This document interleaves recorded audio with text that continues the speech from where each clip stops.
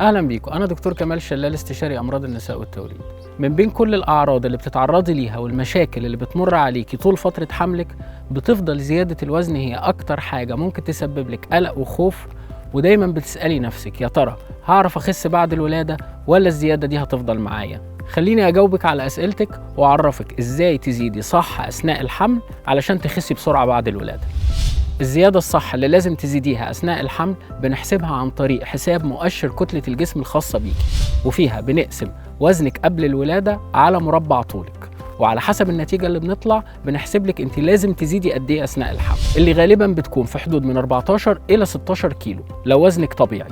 ممكن تحتاجي تزيدي أكتر من كده لو انت وزنك قليل، أو أقل من كده لو انت وزنك زيادة، لكن الطبيعي بتكون من 14 ل 16 كيلو.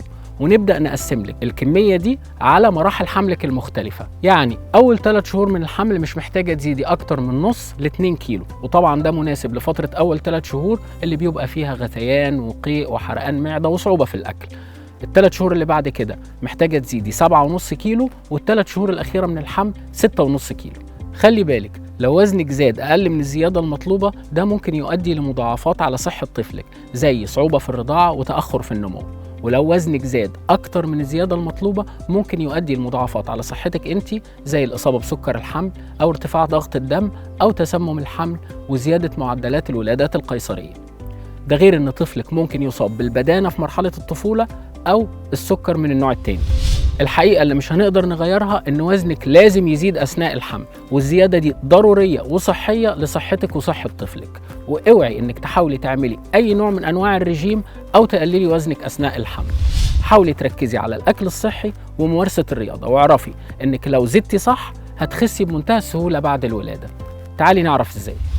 بعد الولادة على طول جسمك بينزل 11 كيلو مرة واحدة، اللي هم وزن البيبي والمشيمة والمية اللي حوالين الجنين والزيادة في حجم الدم والرحم. هيفضل من 4 ل 5 كيلو اللي هم الزيادة في مخزون الدهون في جسمك اللي بتتكون أثناء الحمل، ودول ممكن تخسيهم في أسابيع قليلة لو حافظتي على نظام أكل صحي، ممارسة التمارين الرياضية، والرضاعة الطبيعية. الرضاعة الطبيعية ليها فوائد كتير على صحة طفلك وصحتك أنت شخصيا، النفسية والجسدية، وبتساعدك على انك تتخلصي من مخزون الدهون اللي تكون في جسمك اثناء فترة الحمل. كل اللي انت محتاجاه وانت بترضعي انك تحافظي على نظام اكل صحي وتمارسي تمارين رياضية وتكتري من شرب السوائل. السوائل هي اهم حاجة في الرضاعة، وخصوصا الحليب والمية. والنقطة المهمة استمرارية عملية الرضاعة نفسها، يعني ما توقفيش لأي سبب.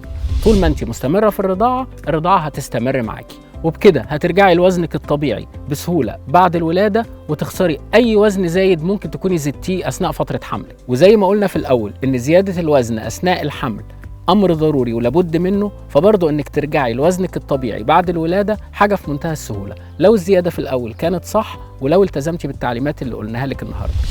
ولو عندك أي أسئلة متعلقة بزيادة وزنك أثناء الحمل قوليلي عليها وأنا أجاوبك.